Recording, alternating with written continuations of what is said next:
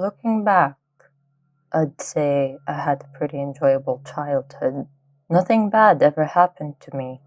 I barely ever got sick, never broke any bones, or got into fights with my cousins when I visited. I was basically a picture perfect child, not to brag. Except one time when I was visiting my older cousins, I experienced the strangest event, and even today, I still can't tell myself that it was just my imagination. I was probably about 6 years old at that time, but I still remember everything about that night, like it was yesterday. I was climbing trees with my cousins most of the day, and when it got dark, we went inside. My aunt and uncle went out for dinner. We were just us left in the old house. And then I suggested, let's play hide and seek. Sometimes I wonder how it would have been if I hadn't suggested that. Either way, it was Alex's turn to beat it first, since he lost rock, paper, scissors. And Ray and I scattered to find a hiding place. First, I tried squeezing behind the sofa, my favorite hiding spot, but it was closer to the wall than normal. As lanky as I was, I couldn't fit that time. Alex was halfway done counting, so as a last resort, I ran into their bedroom and looked around, trying to find any place to hide. Obvious or not, thankfully the room was quite messy, so I figured that if I hid under the desk, I would blend in enough. Anything was better than being caught without a hiding spot. As I was about to dive under the desk, I noticed my other cousin Ray had already beat me there. I could see some of her long dark hair peeking out from beneath the blanket she was hiding under. Alex was almost done counting, so I had no choice but to join Ray. I said to let me under the blanket with her, but when I reached out to pull some of it over me, she scooted away. I scooted closer and reached out again, whispering a really long please, but she jerked away to completely avoid my touch. Fine, I thought. I guess that's fair anyway, since she was here before me. It makes sense for me to be the one to be caught first.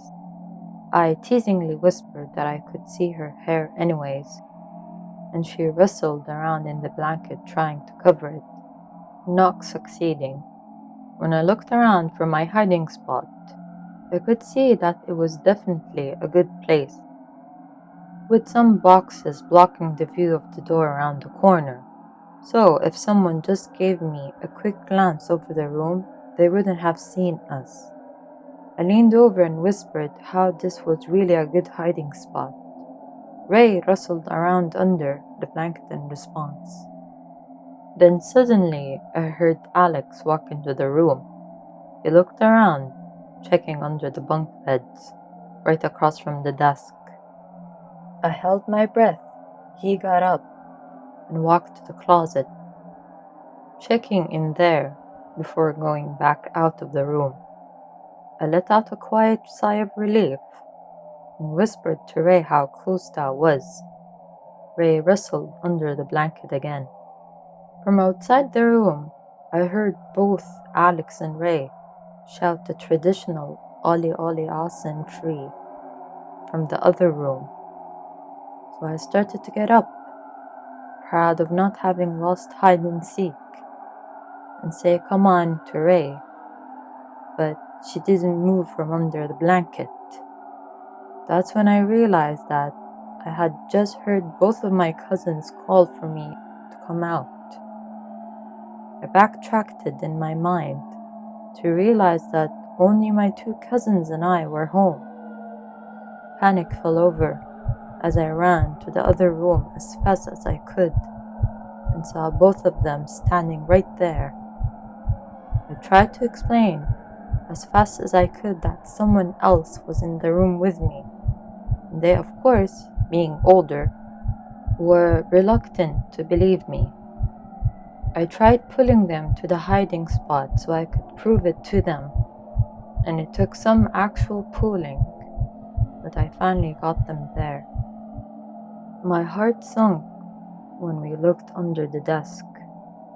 The blanket was completely flat. My cousins laughed at me as I searched the whole room, top to bottom, and scored the boxes next to the desk for any trace of the figure or anything I could have mistaken it for, with no luck. It was gone, and still, many years later, I have no explanation of what it could have been, and frankly, I'm glad I never got to see what was under that blanket. Hey guys, thank you so much for listening and hope you enjoyed the stories. If so, please subscribe to our channel. It'd be an amazing support to help us share more spooky videos in the future. Also, if you have any scary experience you like to share, please send us your story on the email in the description below. So, until then, have a wicked day.